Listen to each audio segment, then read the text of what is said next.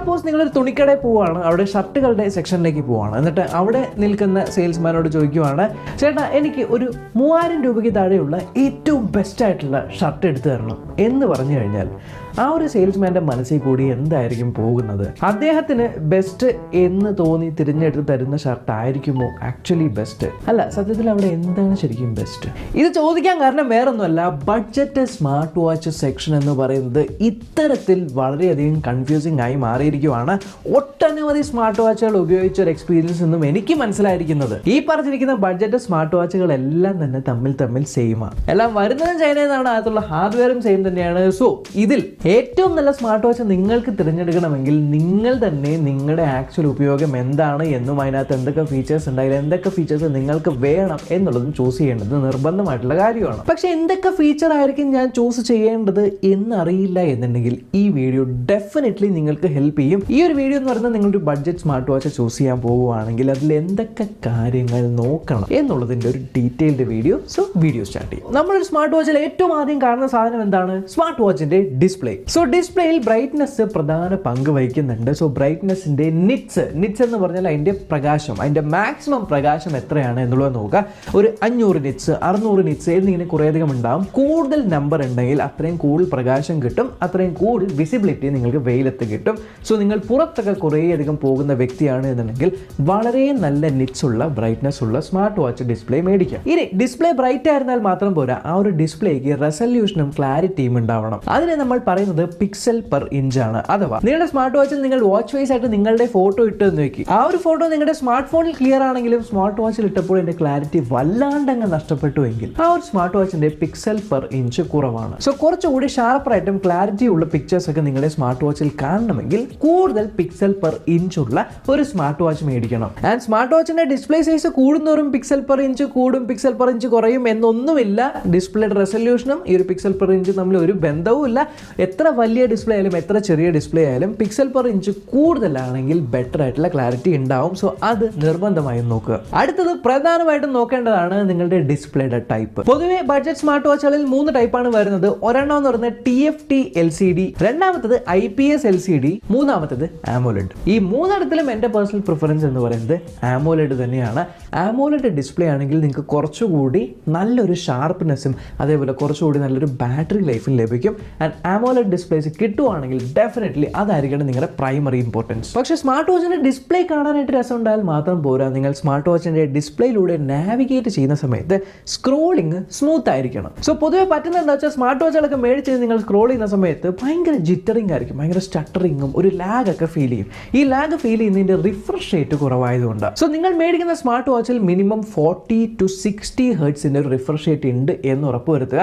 60 ഹെർട്സിന്റെ refresh rate ഉണ്ടെങ്കിൽ ആ ഒരു സ്മാർട്ട് വാച്ച് ബ്രാൻഡ് ഡെഫിനറ്റ് ആയിട്ട് ഒരു വെബ്സൈറ്റിൽ അത് ഇട്ട് കാണും. കാരണം എല്ലാ സ്മാർട്ട് വാച്ചിലൊന്നും 60 ഹെർട്സ് കിട്ടാറില്ല. ഇനി ഡിസ്പ്ലേയുടെ മുകളിൽ ഇട്ടിരിക്കുന്ന ഗ്ലാസ്, ചില സ്മാർട്ട് വാച്ചുകളുടെ ആക്ച്വൽ ഗ്ലാസ് ആയിരിക്കും, ചില സ്മാർട്ട് വാച്ചുകളുടെ വെറും പ്ലാസ്റ്റിക് അല്ലെങ്കിൽ പോളികാർബണേറ്റ് ആയിരിക്കും. എന്നാൽ സ്മാർട്ട് വാച്ചിന്റെ ഡിസ്പ്ലേയുടെ മുകളിലുള്ളത് ഒരു 2.5D ഗ്ലാസ് എന്ന് നിങ്ങൾ കാണുവാണെങ്കിൽ അത് കുറച്ചുകൂടെ പൊങ്ങി അറ്റം കർവ്ഡ് ആയിട്ടുള്ള ഒരു ഡിസ്പ്ലേ ആയിരിക്കും. അത്തരത്തിലുള്ള ഡിസ്പ്ലേ ആണെങ്കിൽ നിങ്ങൾക്ക് കാണാനായിട്ട് കുറച്ചുകൂടെ ലുക്ക് ഉണ്ടാവും. പക്ഷേ അപ്പുറത്തും ഇപ്പുറത്തൊക്കെ മുട്ടുന്ന സമയത്ത് തട്ടി മുട്ടിയുള്ള ഒരച്ചിലൊക്കെ വരാനുള്ള സാധ്യതകളും കൂടുതലായിരിക്കും.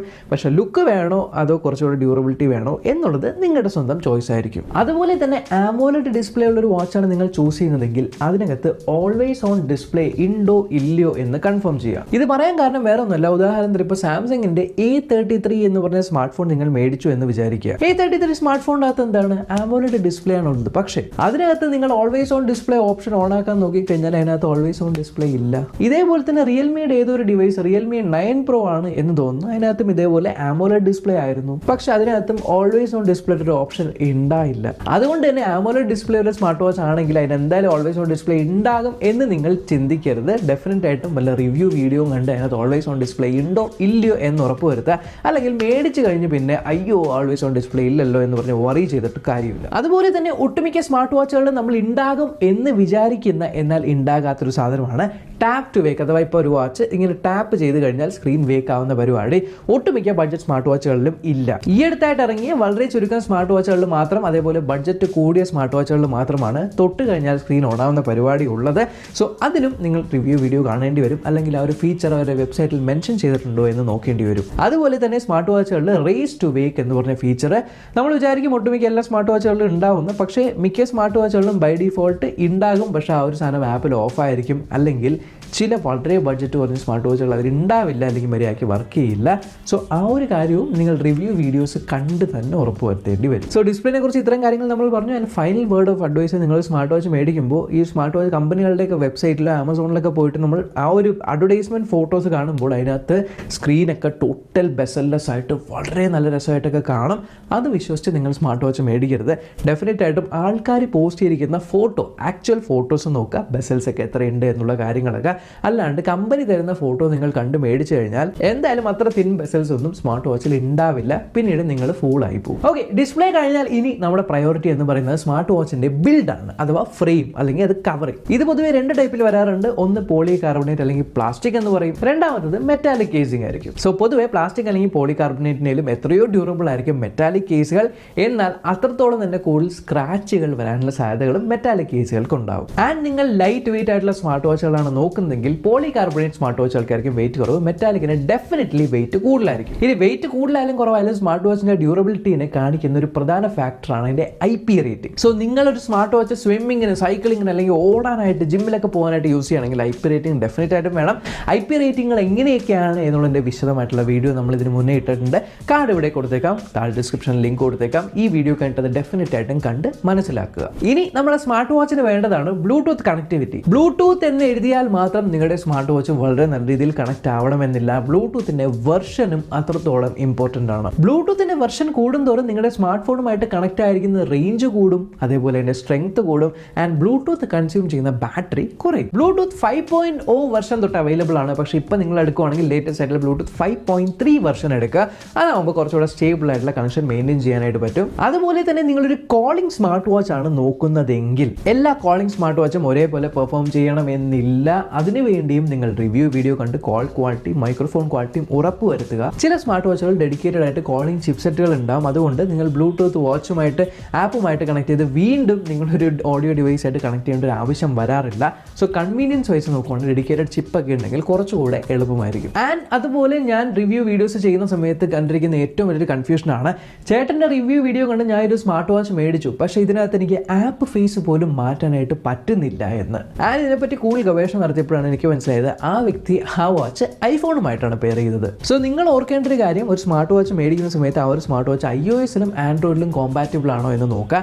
ആൻഡ് നിങ്ങൾ മനസ്സിൽ ഓർത്ത് വെച്ചോളാം, ആൻഡ്രോയിഡ് ഫോണുമായിട്ട് നിങ്ങളെ സ്മാർട്ട് വാച്ച് പെയർ ചെയ്യുമ്പോൾ കിട്ടുന്ന അത്ര കസ്റ്റമൈസേഷനും കണക്ഷൻസും ക്വാളിറ്റിയും എല്ലാം ഒരിക്കലും നിങ്ങൾ iOS ഡിവൈസ് ആയിട്ട് പെയർ ചെയ്യുമ്പോൾ വരില്ല. ആൻഡ് ഒട്ടുമിക്ക സ്മാർട്ട് വാച്ചസും iOS ആയിട്ട് പെയർ ചെയ്യുമ്പോൾ ഇതേപോലെ വാച്ച് ഫേസുകളെല്ലാം മാറ്റാനുള്ളൊരു പരിപാടി നടക്കാറില്ല. അതിൻ്റെ കാരണം വേറൊന്നുമല്ല, ഐഫോണുകളിൽ നമ്മൾക്കറിയാം ബ്ലൂടൂത്ത് വഴി ഡേറ്റ സെൻഡ് ചെയ്യാനായിട്ട് പറ്റില്ല എന്ന്. ഇപ്പോൾ ഐഫോണും ആൻഡ്രോയിഡ് ഉണ്ടെങ്കിൽ ബ്ലൂടൂത്ത് വഴി ഐഫോണിൽ നിന്ന് ആൻഡ്രോയിഡിലേക്ക് ഒന്നും സെൻഡ് ചെയ്യാൻ പറ്റില്ല എന്നുള്ളതുകൊണ്ട് തന്നെ ഈ ഒരു ഡേറ്റ സ്മാർട്ട് വാച്ചിലേക്കും ഐഫോണിൽ നിന്നും സെൻഡ് ചെയ്യാനായിട്ട് പറ്റില്ല എന്നുള്ളത് കൊണ്ടാണ്. സോ സ്മാർട്ട് വാച്ചിൽ വാച്ച് ഫേസ് മാറ്റാൻ പറ്റില്ല എന്നൊരു കംപ്ലയിൻറ്റ് നിങ്ങൾക്ക് തോന്നുകയാണെങ്കിൽ നിങ്ങളുടെ iOS ഡിവൈസ് ആയിരിക്കും യൂസ് ചെയ്യുന്നത്, ആൻഡ്രോയിഡ് ഡിവൈസ് യൂസ് ചെയ്യുക, അല്ലെങ്കിൽ ആപ്പിൾ വാച്ച് മേടിക്കുക. ചില സ്മാർട്ട് വാച്ചുകളിൽ ഇൻബിൽഡ് ആയിട്ട് മെമ്മറി ഉണ്ടാവും. So true wireless earphones direct connect ചെയ്യാം, ഇതിനകത്ത് നിന്ന് പാട്ടുകൾ കേൾക്കാനായിട്ട് പറ്റും. അതുപോലെ നിങ്ങൾ സ്മാർട്ട് ഫോൺ എവിടെയാണ് വെച്ചത് എന്ന് മറന്നു പോവുകയാണെങ്കിൽ വാച്ചിനകത്ത് ഫൈൻഡ് ഫോൺ ക്ലിക്ക് ചെയ്ത് കഴിഞ്ഞാൽ നിങ്ങളുടെ ഫോൺ റിംഗ് അടിപ്പിക്കുന്ന പരിപാടിയും വാച്ചിനുണ്ട്. ആ ഒരു പരിപാടിയും ഉണ്ടോ എന്ന് ശ്രദ്ധിക്കുക. ഇനി അടുത്ത് സ്മാർട്ട് വാച്ചിനെ സ്മാർട്ട് വാച്ച് ആക്കി മാറ്റുന്നത് അതിനകത്തുള്ള ഹെൽത്ത് മോണിറ്ററിംഗ് ഫീച്ചേഴ്സ് ആണ്. ആൻഡ് ഒരു കാര്യം കൃത്യമായിട്ട് പറഞ്ഞേക്കാം, നിങ്ങൾക്ക് അത്രത്തോളം നല്ല രീതിയിൽ ഹെൽത്ത് മോണിറ്റർ ചെയ്യണം എന്നുണ്ടെങ്കിൽ ബഡ്ജറ്റ് സ്മാർട്ട് വാച്ച് ഒന്നും നിങ്ങൾ മേടിക്കരുത്.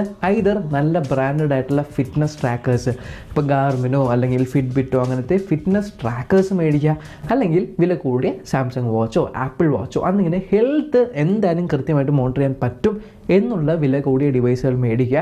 ബഡ്ജറ്റ് സ്മാർട്ട് വാച്ചുകളിൽ ഹെൽത്ത് മോണിറ്ററിംഗ് എന്ന് പറയുന്നത് അത്ര ആക്യുറേറ്റ് ആയിരിക്കില്ല. എന്നാലും ബഡ്ജറ്റ് സ്മാർട്ട് വാച്ചുകളിൽ മിനിമം ആയിട്ട് വരുന്ന കുറച്ച് സെൻസേഴ്സ് ആണ് പെഡോമീറ്റർ, SpO2 അഥവാ blood oxygen sensor, heart rate sensor, പിന്നെ ചുരുക്കം ചില വാച്ചുകളിൽ GPS, അതേപോലെ sleep tracking, stress monitoring, breathing exercises, body temperature monitoring, period tracking, ഇത്തരത്തിലുള്ള ഹെൽത്ത് മോണിറ്ററിംഗ് ഫീച്ചേഴ്സ്. ഇനി ചില സ്മാർട്ട് വാച്ചുകൾ ഞാൻ ബ്ലഡ് പ്രഷർ മോണിറ്റർ ഒക്കെ കണ്ടിട്ടുണ്ട്.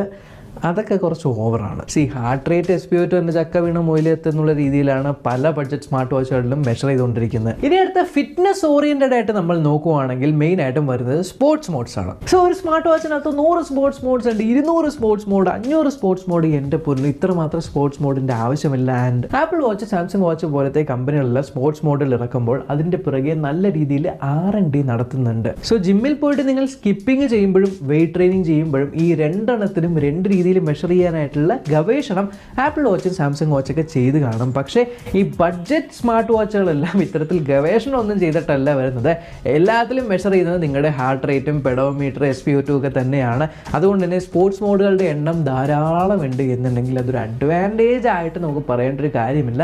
പിന്നെ യൂസർ സാറ്റിസ്ഫാക്ഷൻ. ഓക്കെ, ഞാൻ സ്കിപ്പിംഗ് ചെയ്തു, അതുകൊണ്ട് ഞാൻ സ്കിപ്പിംഗ് മോഡിൽ വർക്കൗട്ട് റെക്കോർഡ് ചെയ്തു. ഞാൻ ക്രിക്കറ്റ് കളിച്ചപ്പോൾ ക്രിക്കറ്റ് മോഡിൽ ഞാൻ വർക്കൗട്ട് മെഷർ ചെയ്തു എന്നൊക്കെ കാണുമ്പോൾ നമ്മൾക്കൊരു സാറ്റിസ്ഫാക്ഷൻ എന്നല്ലാതെ മെഷർ ചെയ്യുന്ന ഡേറ്റ എല്ലാം സെയിം ആണ്. അതുപോലെ ഔട്ട്ഡോർ റണ്ണിങ് എന്ന് പറഞ്ഞ മോഡ് നിങ്ങളുടെ സ്മാർട്ട് വാച്ചിൽ ഉണ്ട് എന്നുണ്ടെങ്കിൽ GPS ഉള്ള മോഡലാണെങ്കിൽ മാത്രമേ കൃത്യമായിട്ട് ഔട്ട്ഡോർ ട്രാക്ക് ചെയ്യാനായിട്ട് പറ്റുള്ളൂ.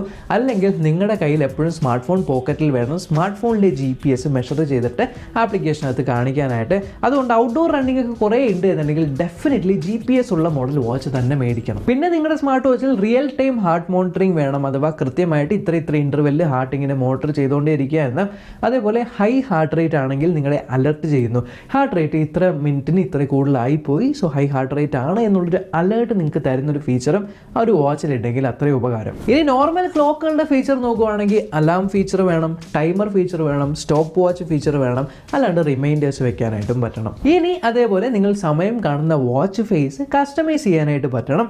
ബിൽറ്റ് ഇൻ ആയിട്ട് എത്ര വാച്ച് ഫേസ് വെക്കാൻ പറ്റും, ആപ്പിലൂടെ എത്ര വാച്ച് ഫേസ് ഇടാൻ പറ്റും, നിങ്ങളുടെ ഫോട്ടോ വാച്ച് ഫേസ് ആയിട്ട് വെക്കാനായിട്ട് പറ്റുമോ എന്നുള്ള കാര്യങ്ങളെല്ലാം കൂടി നിങ്ങൾ ശ്രദ്ധിക്കണം. ഇനി 2022 ഞാൻ കണ്ട സ്മാർട്ട് വാച്ചുകളിൽ വന്ന കുറച്ച് എക്സ്ട്രാ ഫീച്ചേഴ്സ്. ഒന്ന്, ക്യാമറ നമുക്ക് വാച്ചിലൂടെ കൺട്രോൾ ചെയ്യാൻ പറ്റും. അത് ഫോൺ വെച്ചിട്ട് ക്യാമറയിൽ ഫോട്ടോ എടുക്കാനായിട്ട് വാച്ചിൽ ക്ലിക്ക് ചെയ്താൽ ഫോട്ടോ എടുക്കാൻ പറ്റും എന്നുള്ള പരിപാടി. പിന്നെ ഫോണിൽ പാട്ട് വെച്ച് കഴിഞ്ഞാൽ ആ ഒരു പാട്ട് നമ്മൾക്ക് വാച്ചിൽ കൺട്രോൾ ചെയ്യാൻ പറ്റുന്നത്. പിന്നെ വാച്ചിനകത്ത് ഗെയിമുകൾ കളിക്കുന്നത്, വാച്ചിനകത്ത് കാൽക്കുലേറ്റർ, അതേപോലെ വാച്ചിന് സ്ക്രീൻ ബ്രൈറ്റ് ആക്കി ഫ്ലാഷ് ലൈറ്റ് ആക്കി മാറ്റുക എന്നുള്ളത്. പിന്നെ വെതർ കാണുക, സ്റ്റോക്സ് കാണുക, വേൾഡ് ക്ലോക്ക് കാണുക. എന്തിന് നിങ്ങളുടെ സ്മാർട്ട് വാച്ചിനകത്ത് തന്നെ വോയിസ് അസിസ്റ്റന്റ്, ഇപ്പോൾ ആമസോൺ അലക്സി ആയിക്കോട്ടെ, അല്ലെങ്കിൽ നിങ്ങളുടെ ഫോണിലെ ഗൂഗിൾ അസിസ്റ്റന്റിന് വാച്ചിലൂടെ വേക്ക് ചെയ്യാനായിട്ട് പറ്റുന്ന പരിപാടികളൊക്കെ എക്സ്ട്രാ ഫീച്ചേഴ്സ് ആയിട്ട് വരുന്നുണ്ട്. ഇതൊന്നും ഇല്ലെങ്കിൽ നിങ്ങളുടെ വാച്ച് യൂസ്ഫുൾ ആയിരിക്കും. പക്ഷേ ഇങ്ങനത്തെ ഫീച്ചേഴ്സും കൂടി ചില ബഡ്ജറ്റ് സ്മാർട്ട് വാച്ചുകളിൽ ഞാൻ കണ്ടായിരുന്നു. ഇനി നമ്മൾ വാച്ച് മേടിക്കുന്നതിൻ്റെ പ്രധാന കാരണം നോട്ടിഫിക്കേഷൻസ് കാണുക എന്നുള്ളതാണ്. ഈ ഒരു നോട്ടിഫിക്കേഷൻ സെക്ഷനിലാണ് ഒട്ടുമിക്ക ആൾക്കാരും ഡിസപ്പോയിന്റഡ് ആവുന്നത്. കാരണം മിക്കവാറും എല്ലാ സ്മാർട്ട് വാച്ചുകളും നോട്ടിഫിക്കേഷനിലും മെസ്സേജുകളൊക്കെ കാണിക്കുമെങ്കിലും മലയാളത്തിൽ ഒരാൾ മെസ്സേജ് അയക്കുമ്പോൾ അത് കൃത്യമായിട്ട് വരണമെന്നില്ല. അതുപോലെ തന്നെ ഇമോജീസിൻ്റെ സ്ഥാനത്ത് ചിലപ്പോൾ X ഉം Y യൂസറും ഒക്കെ കാണുന്നൊരു പ്രശ്നം വരാറുണ്ട്. നോട്ടിഫിക്കേഷൻസിൽ അത്തരത്തിലുള്ള കാര്യങ്ങൾ കൃത്യമായിട്ട് വരുന്നുണ്ടോ എന്നും, ഒരു നോട്ടിഫിക്കേഷൻ വന്നു കഴിഞ്ഞാൽ അത് ക്ലിക്ക് ചെയ്തിട്ട് ഡീഫോൾട്ട് ആയിട്ടുള്ള എന്തെങ്കിലും റിപ്ലേസ് കൊടുക്കാനായിട്ട് പറ്റുന്ന ഒരു ഓപ്ഷൻ ഉണ്ടോ എന്നുള്ളത് നിങ്ങൾ നോക്കേണ്ടതാണ്. പ്ലസ് കോൾ വരുന്ന സമയത്താണെങ്കിലും കോൾ കട്ട് ചെയ്യാം, മ്യൂട്ട് ചെയ്യാം എന്നല്ലാതെ നിങ്ങൾക്കൊരു ഡീഫോൾട്ട് SMS വഴി റിപ്ലൈ കൊടുക്കാനായിട്ട് പറ്റുമോ എന്നുള്ളൊരു ഓപ്ഷനും കൂടി ഉണ്ടെങ്കിൽ അത്രയും നല്ലത്. ഇനി finally coming to battery life. പല ആൾക്കാരും പല റിവ്യൂസ് ഒക്കെ കണ്ട് സ്മാർട്ട് വാച്ച് മേടിക്കും. റിവ്യൂസിൽ 5-7 ദിവസമൊക്കെ ബാറ്ററി ബാക്കപ്പ് പറയും. പക്ഷേ ആക്ച്വലി യൂസ് ചെയ്യുമ്പോൾ 2 ദിവസമൊക്കെ കിട്ടുന്നുള്ളൂ എന്ന് കാണുമ്പോൾ ഡിസപ്പോയിന്റഡ് ആവും. ഇതിന്റെ പ്രധാന കൾപ്രിറ്റ് എന്ന് പറയുന്നത് നിങ്ങളുടെ സ്മാർട്ട് വാച്ചിലുള്ള ബ്ലൂടൂത്ത് കോളിംഗ് ഫീച്ചറാണ്. നിങ്ങൾ ഇത് കൃത്യമായിട്ട് മനസ്സിൽ ഓർത്ത് വയ്ക്കുക. ബ്ലൂടൂത്ത് കോളിംഗ് അഥവാ കോൾ വരുമ്പോൾ വാച്ചിൽ നിന്നും കോൾ എടുത്ത് സംസാരിക്കുക, അല്ല ജസ്റ്റ് വാച്ചിൽ കോളറിന്റെ പേര് കാണിക്കുന്നതല്ല, എടുത്ത് സംസാരിക്കുന്ന ഫീച്ചർ ഓൺ ആണെങ്കിൽ നിങ്ങളുടെ സ്മാർട്ട് വാച്ചിന്റെ ബാറ്ററി നേരെ താഴെ പോകും. ഒരു ട്രൂ വയർലെസ് ഇയർഫോൺസ് 24 മണിക്കൂർ നിങ്ങളുടെ ഫോണുമായിട്ട് കണക്ട് ചെയ്താൽ എത്രയായിരിക്കും ട്രൂ വയർലെസ് ഇയർഫോൺസിന്റെ ബാറ്ററി ബാക്കപ്പ്? ആ ഒരു രീതിക്കായിട്ട് നിങ്ങളുടെ സ്മാർട്ട് വാച്ചിന്റെ ബാറ്ററി ബാക്കപ്പ് മാറും.